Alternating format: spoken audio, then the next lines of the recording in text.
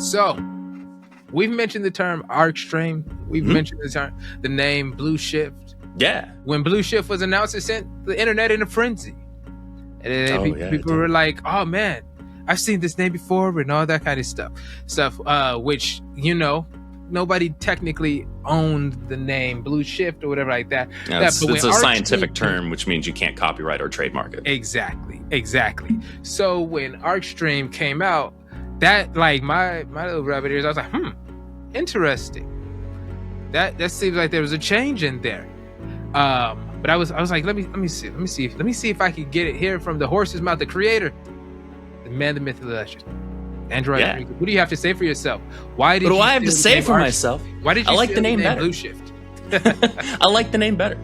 So I've actually said before that one of the key kind of like underlying things I wanted to do with Zephyr's stories was I wanted to really utilize him as a bridge between the Western kind of traditional superhero comic audience and the manga audience, specifically like the shonen readers, like your guys that love Dragon Ball, Naruto, One Piece, and Bleach, and Jujutsu Kaisen, all of those, right? Like, the action shonens, right? The stuff that's like really flashy, really fun. It's got some of that interpersonal drama as well, but that target audience, because there's an issue and a disconnect between those two audiences. You'll notice, and I can speak to this because I am one of these people, you'll notice that there will be a lot of people who started with Western comics and love Western comics, and they also love a bunch of manga, right? You can love Spider-Man, Superman, Batman, Flash, whatever, and also be a fan of Naruto, Dragon Ball, Bleach, Jujutsu Kaisen, Demon Slayer, and all that, right? However, what you far less often see is people who started with the latter and also read the former. You don't see nearly as many people who started with the shonen, started with manga, and then say, hey, you know what? I'll check this out as well.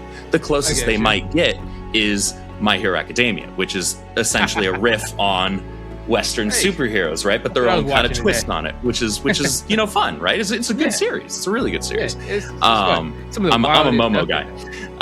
Okay. My Hero is one of the weirdest shows, man. Manga and anime in general, right? But it's fun, and that fun and that energy. There's an energy and an earnestness that always persists within the shonens that is severely lacking in Western comic book media. Yeah. Now, all that is to say, I decided that I wanted to change Zephyr's superhero name to be something that seemed more catchy and flashy and more shonen, because that's the audience I'm really trying to come on over here too, right? Like this stuff, we've got cool stuff here too, I promise, right? Because that's important. You need to grow your audience, and comic books, Western comic books as a medium in general, really need that growth. Now you have things like the Absolute Universe over at DC, which is growing the comic book buying market for the first time in a really long time. And that's fantastic because it's bringing back old readers and it's bringing in new readers, but you can't just have that on the shoulders of a small line of books, right? Even though it's names like Batman, Wonder Woman, Superman, right? Still, it's just one line of books that's an alternate universe at an existing publisher. You still need to bring in fresh blood, right? And so I said, okay, Blue Shift is still how his powers essentially function in terms of visually. The faster Zephyr goes, his lightning, his energy shifts blue on the visible light spectrum. That's how I came up with the initial name to begin with. Okay. But looking at it and taking into account, I want to do something that's a lot more shonen. I decided it didn't land nearly as well just to name his character effectively off what the scientific principle is that his powers operate on. To me, that wasn't as fun. On paper, it's actually really clever and elegant, but it's not shonen. And so it didn't land nearly as well. And I said, you know what? If there's going to be a time where I'm going to change his name, it has to be now. It has to be before issue 1. Because all we did was have the debut short story, right? The literal tryout, right? Was also the name of the short story. It was I'm going to pat myself on the back. It was Zephyr's tryout in high school. He has a physical tryout in track. It's also like the overall book's tryout with the audience, and it was also my tryout as a writer, right? So it was like, let's just layer the crap out of this thing, right? So it just made the most sense for me to make the switch when I did, and it allowed me to have a name that I think functions far better because it's still dealing with lightning. What does lightning do? Arcing plasma, right? Arcing lightning, right? Okay. The lightning coming out of the nodes on his suit, it streams out of the nodes, right? Also stream, when somebody thinks stream, they think something fluid, something smooth, right? Yeah. When you think river, you think something more rapid, right? Something that's more choppy, right? But when you think of stream, you think something that's more peaceful, something that's calm, something that's smooth, and something that's gentle. And Zephyr, one of the meanings behind that word is a gentle breeze. And I mentioned that on our last time we talked, right? And so that allowed me to layer in more of not just what he can do, but rather who he is into the name. Because who a character is far more important than just what they can do. Do you think had the controversy of the name? It seemed like a controversial thing, which, wild enough, everything Rippaverse seems like a controversy at this point. I was going to say, so that's a Tuesday, right? But there's a controversy around the Rippaverse. What, did we put out a tweet again? Exactly. Eric said hi.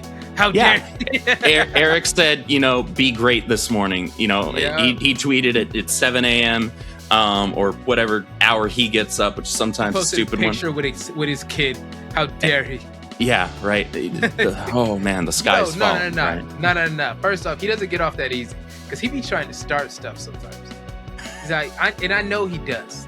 He be looking like, I want that Twitter check. So he decides to deliberately spark some controversy by asking questions like, what kind of rub do you use on your ribs? And man, he may as well just be a grifting engagement baiter, man, right? It's like, what are we doing here? You asking that? like who? How dare you? But what I was gonna ask is like, had people not had an issue with the name, if there was like, with that, do you believe that because you can't own a scientific term? Nope. Can't copyright it, can't trademark it. Would you have kept the name? Would you have still changed it, or would you have just kept it the same? Did that cause you to kind of go back and look and say, so you know what? Even though it may not be necessarily a big issue, it may be not or I'll put it this way, a justified issue. I'll put it that way, because the scale of the issue is determined by the people and like what they perceive. But sure. if would you have still kept it, or did you just say, out of the kindness of my heart, I am going to appease the internet? And I don't believe in appeasing the internet at all. I don't give two rips about that. Why'd you bend the knee? If they want to take that as a dub for themselves, they're free to. I'm sure they could use one. You're welcome. I know that you had never heard of the term blue shift and probably still don't know what it means. You think people are educated? No, Please. People aren't educated. Here's the thing. What blue shift was while you were there talking. There were more people in my mentions talking about that than had actually read that book, and that's not meant to be a disrespect to anybody. That's just the disingenuousness of those people who were just coming after it for no reason other than I'm connected with Eric, right? And that's the sad reality of it. If I was just my own, independent schmuck, if I had just put Blue Shift tryouts up on Indiegogo or Kickstarter or Fund My Comic or anywhere else, right? If I had just done that and I was completely independent, nobody would have said squat. Nobody would have cared. Exactly. Right. Exactly. But unfortunately, it's this association bias. By association. Yeah. And it's like, all right, guys, like, and I made a pact with myself not to go back and forth with them about it because it's not worth it, right? Like there's no worse thing you can do than spend all day going back and forth with people you are not going to convince of anything. There are so many times somebody says something stupid on Twitter or Instagram or something like that. You happen to look at the comments on something. And sometimes I sit there and I think, like when I'm about to write out a comment, yep, I just say, what if I don't? Yeah. What if I just keep living my life? I'm a married man with a beautiful What if I do family. literally anything else instead? Exactly. I got business. I got money to make. I got things to do. I care about my family. I care about my church. I care about these things. I don't care about what this person says on the internet enough to take energy out of my day, to take attention away from my family, to take attention for the things that are actually important, to worry about what your opinion is.